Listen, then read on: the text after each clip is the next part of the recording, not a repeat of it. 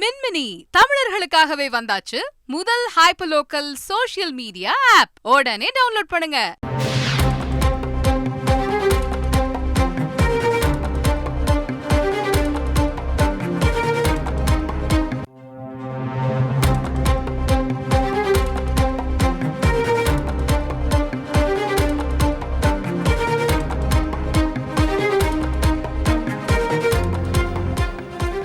அண்மை செய்தி: இலங்கை சிறையில் வாடும் மீனவர்கள் மற்றும் அவர்களின் படகுகளை விடுவிக்க உரிய நடவடிக்கை எடுக்க வேண்டும் என மத்திய அமைச்சருக்கு முதலமைச்சர் ஸ்டாலின் கடிதம் எழுதியுள்ளார்.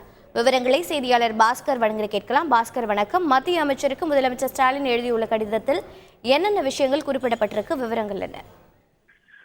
ராமநாதபுரம் மாவட்டத்தைச் சேர்ந்த 6 மீனவர்களை இலங்கை கடற்படையினர் கைது செய்திருக்கிறார்கள். இது குறித்து தான் தமிழக முதலமைச்சர் மத்திய வெளியுறவுத்துறை அமைச்சர் ஜெய்சங்கருக்கு கடிதம் எழுதியிருக்கிறார். அந்த கடிதத்துல சமீப காலமாக தமிழக மீனவர்கள் தொடர்ந்து இலங்கை கடற்படையினால் கைது செய்யப்படுவது கவலை அளிப்பதாக தெரிவித்திருக்கிறார். இத்தகைய போக்கு பதட்டமான சூழ்நிலையை உருவாக்கி இருக்கிறது. மத்திய அரசு இதில் தனி கவனம் செலுத்த வேண்டும். இத்தகைய தொடர் கைது நடவடிக்கையின் காரணமாக மீனவ சமூகத்தினரையே அவங்களுடைய உரிமை பறிக்கிறது.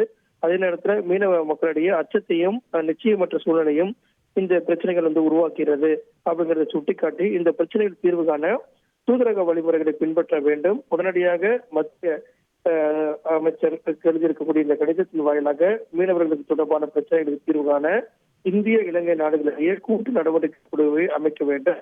அதன் மூலமாக இப்பிரச்சனைகளுக்கு முற்றுப்புள்ளி தமிழக மீனவர்கள் கைது செய்யப்படுவதை தடுத்து நிறுத்த வேண்டும் அப்படிங்கிறது தான் தமிழக முதலமைச்சர் வெளியுறவுத்துறை அமைச்சர் எழுதியிருக்கக்கூடிய கடிதத்தின் முழு சாராம்சமாக உள்ளது. தகவல்களை வழங்கியதற்கு நன்றி பாஸ்கர். மின்மினி தமிழர்களுக்காகவே வந்தாச்சு முதல் hyper local social media app. உடனே டவுன்லோட் பண்ணுங்க.